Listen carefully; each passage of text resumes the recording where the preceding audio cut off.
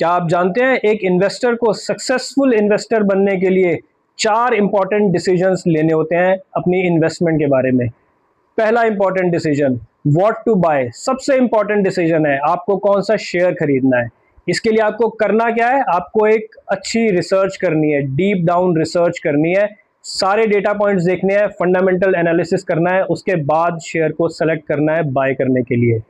दूसरा decision, when to bye. उतना important नहीं है, लेकिन फिर भी जब आपके पास पैसे हो आप तब खरीद सकते हैं, लेकिन आप एक्सट्रीम मार्केट कंडीशन को अवॉइड कर सकते हैं। जब मार्केट में बहुत यूफोरिया चल रहा हो, जब शेयर किसी पर्टिकुलर शेयर में बहुत यूफोरिया चल रहा हो, तो उसको आप for the time being avoid कर सकते हैं। अदरवाइज आपके पास जब पैसे हो तब आप खरीद सकते हैं। ये हो गया दूसरा डिसीजन।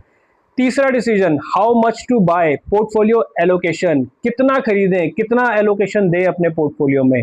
तो सबसे पहले जब आप रिसर्च करते हैं, जब आप मान लीजिए आज नया पोर्टफोलियो कंस्ट्रक्ट कर रहे हैं, तो इक्वल एलोकेशन से स्टार्ट कर सकते हैं, लेकिन आपको हर क्वार्टर बाय क्वार्टर अपनी सारे इन्वेस्टी कंपनीज के बारे में रिसर्च करना है, देखना है, उनको एनालाइज करना है हर क्वार्टर। जिन कंपनीज के रिजल्ट्स अच्छे आते जा रहे हैं उन कंपनीज में अपना एलोकेशन और बढ़ाते जाना है।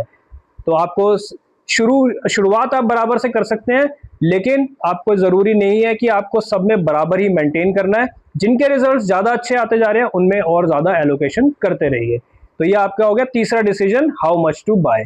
चौथा डिसीजन जो मैं कहूंगा कि सेकंड मोस्ट इंपॉर्टेंट डिसीजन है, या इसको सबसे ज्यादा इंपॉर्टेंट डिसीजन भी कह सकते हैं, आफ्टर द फर्स्ट डिसीजन जो था व्हाट टू बाय, वो सबसे इंपॉर्टेंट डिसीजन है। ये fourth decision, when to sell, कब बेचना है।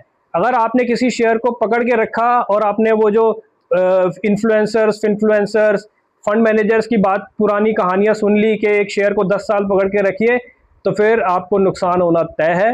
तो आपको ऐसे ब्लाइंडली पहले से डिसाइड करके नहीं रखना है कि शेयर को मैं 10 साल 5 साल 20 साल ऐसे रख के रखूंगा। ऐसा नहीं करना है आपको हर क्वार्टर बाय क्वार्टर उस कंपनी का रिजल्ट देखना है।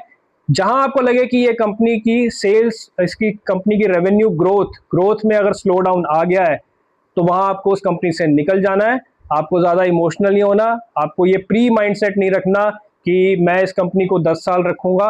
इससे आपका नुकसान ही होगा, ना सिर्फ पैसे का बल्कि टाइम का भी नुकसान होगा। तो अगर कोई कंपनी आपके शेयर, आपके पोर्टफोलियो में लॉस में भी है और उस कंपनी के आगे कोई अच्छा फ्यूचर प्रोस्पेक्ट्स अच्छे नज़र नहीं आ रहे हैं, तो आप लॉस भी बुक करके निकलिए। तो ये आर्ट ऑफ सेलिंग है, ये आपको सीखनी है। अगर आप मेरा ये जो 4 डिसीजंस के बारे में अगर आप डिटेल में जानना चाहते हैं, तो आप मेरा डिटेल्ड वीडियो ज़रूर देखें। उसमें मैंने पूरा डिटेल में एक्सप्लेन किया हुआ है इन 4 इंपॉर्टेंट